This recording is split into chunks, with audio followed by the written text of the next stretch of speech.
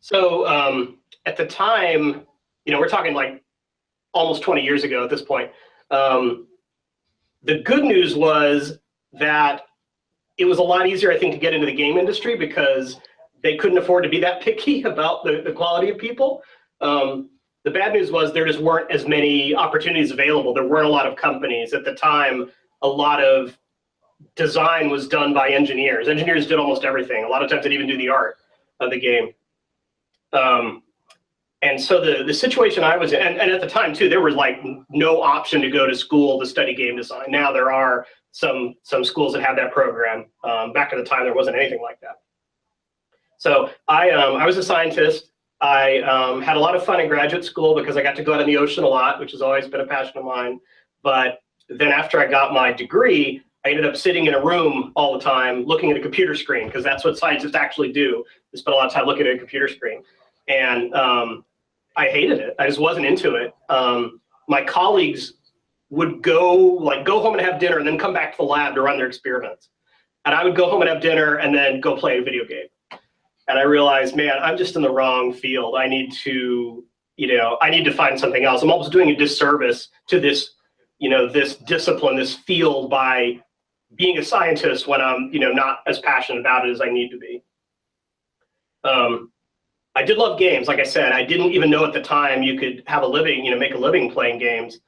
But one of my favorite games was Age of Empires, which was a historical strategy game. I loved the history of it. They never let the history get in the way of gameplay, but they cared a lot about getting the history right where they could. And there's a lot of detail, and I really loved that.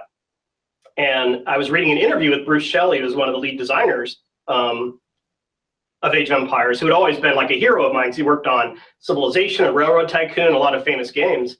And he said they were looking for designers with no experience necessary. I'm like, wow, that's me. So I sent them a resume, and I ended up hitting it off with Sandy Peterson, another really famous game designer, worked on Call of Cthulhu and Doom and games like that. It turned out Sandy in school had studied arachnids, which, terrestrial arthropods, and I'd studied crustaceans, which are marine arthropods.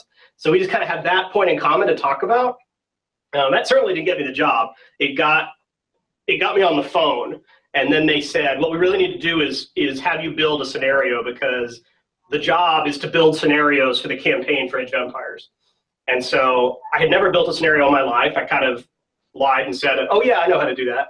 I spent all week just researching, playing a bunch of games, learning all the tricks from the online community about the best way to make scenarios. And I crafted something and play tested it.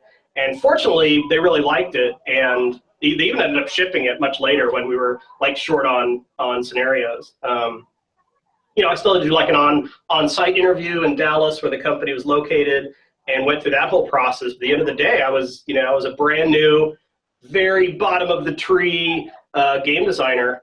My first desk was I think the photocopier for the company was on my desk with a computer, and it was very low tech, very startup. And then I just watched the company grow and grow from there.